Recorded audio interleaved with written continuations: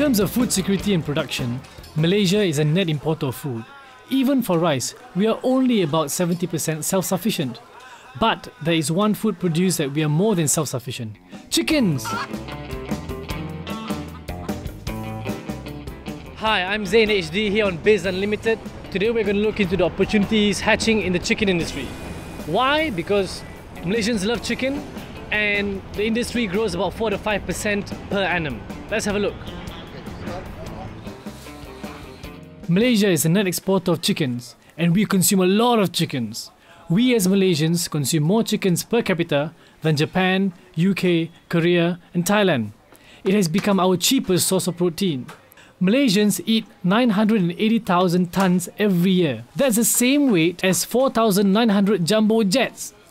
It's a $1.97 billion industry. On this week's episode of Biz Unlimited, we're going to take a look at just some of the opportunities in this huge industry. Specifically at innovations in production in reaction to changing consumer trends. I started my journey by going to TTDI to buy some chicken. Bang, kasih ayam kampung itu bang? I discovered there are 3 types of chickens available. First, the mass-produced chicken, also known as broiler chicken, which is sold for about RM7.50 per bird. This has 75% market share. Next, the kampung chicken, which is not necessarily organic by the way, though they might be raised free range or in coops.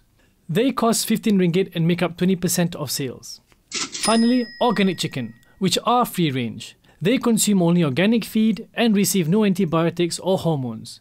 They cost RM23 and are 5% of sales. Now the market size for organic chickens might sound small at 5%, but bear in mind that 10 years ago, it was 0. This must be because of changing consumer behaviour. Malaysian consumers are becoming increasingly concerned about food safety. I spoke to Ryan Chan, who runs a chicken stall.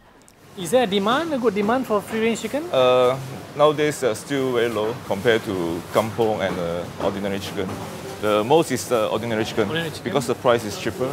From your observation with your customers, right? Do you see now that the demand for ayam kampung and free-range chicken going more and more? Is it growing? Yeah, it's growing. More people will prefer either kampung or free-range. In more developed markets, in like the US and Europe, the demand for organic foods grew by 14% in the last 10 years. Figures suggest that this trend will be followed in Malaysia. More on organically raised chickens in a moment, but first, let's meet the market leader, the diva, the superstar, the broiler chicken. In a day, we produce about 1.4 million chickens. Most of that are coming from 3,200 broiler farms around the country. Cobbs and Ross are the predominant breeds, accounting for about 96% of chickens produced. I wanted to take a look at where our typical chickens come from and how it is farmed. So I head off to Alor Gajah in Melaka to meet Jeffrey Ng, who farms chickens on a large scale.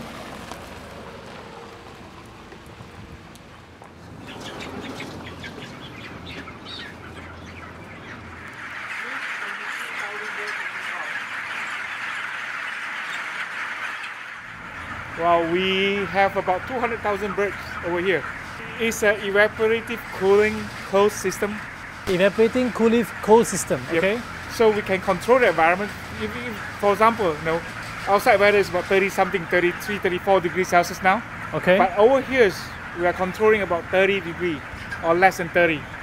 Very so controlled environment. Yeah, we have fan running over there, cooling the air.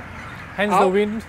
You have air coming out from the outside, and then we have the waters evaporating cooling system to cool down the temperatures, and that make the environment better for the chicken to grow.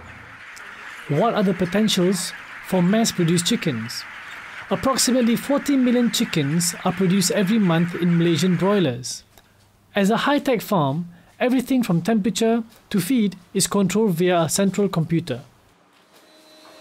Right now, organic chickens are considered a niche market, but consumer trends are changing so fast that the market potential is very large, especially if costs can be brought down.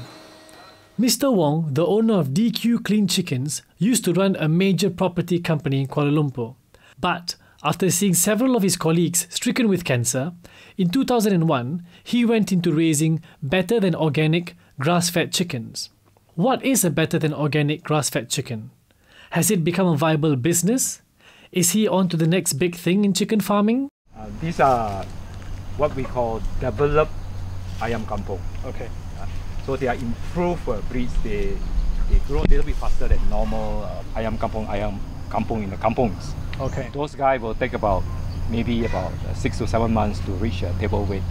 These guys here in a free range environment, they will take about 3 months, 3.5 months. As opposed to broilers. Broilers typically will reach 2 kilo in about 35 days, 38 days. Yeah.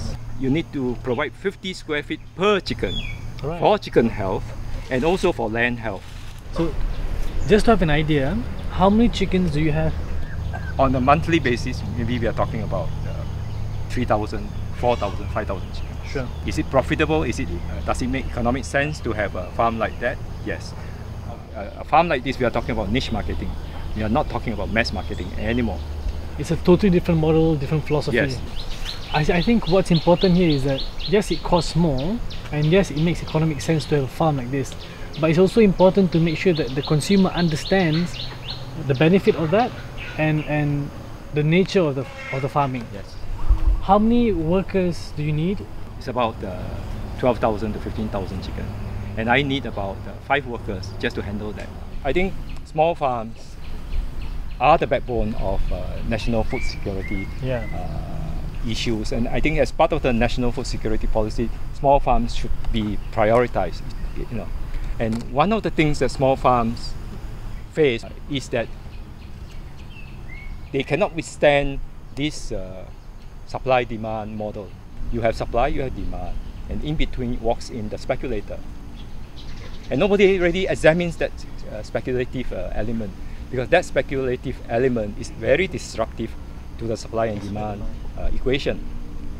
For chicken farmers, when that speculator walks in, it will kill me as a small farm. Small farms do not hatch their own chicks. They have to get it from somebody. And that day-old chicks, again, is subjected to supply, demand, and speculative element. Government can set up hatcheries. Government can set up hatcheries throughout the country. It doesn't cost much to set up hatcheries. Supply the chicks to small farms on a commercial basis. Not asking you to sell it, give it to them. No such thing. Not necessary. Not necessary.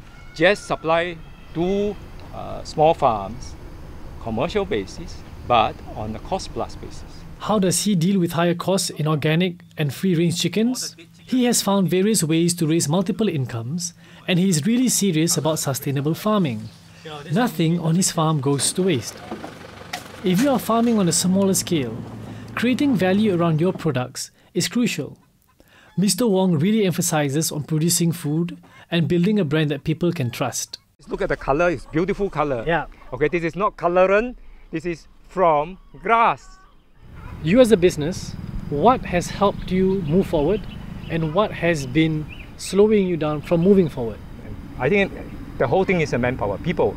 Yeah. I have difficulty, big difficulty in getting good people, not only at the farm level but also in distribution. People who understand the need to be, not to break the cold chain. When you deliver chicken, the chicken are processed and kept at the temperature of say +2, +3. You can't break that cold chain. We've looked at some of the potentials in the mass market and in the niche organic market. In both cases, changes are being driven by new technologies and especially by changing consumer demands. But before I go, I have one last thing I want to do. One last question. How do you catch dinner? I mean, have you ever tried catching chicken? It is impossible for 1 or 2 men to catch a chicken because the ground is too big. I've learned that chicken farming is not just for the big boys. As our demand for chickens continue to grow, the broiler farmers will play a role in meeting the mass demand. But as consumers start to seek out healthier food options, opportunities in organic free-range chicken farming will also grow. Smaller scale farmers are being entrepreneurial and are making investments in micro-farming. This is allowing them to establish a brand and gain a foothold in the market for quality and niche products. Are there opportunities? Yes. The question is, who is ready to catch it?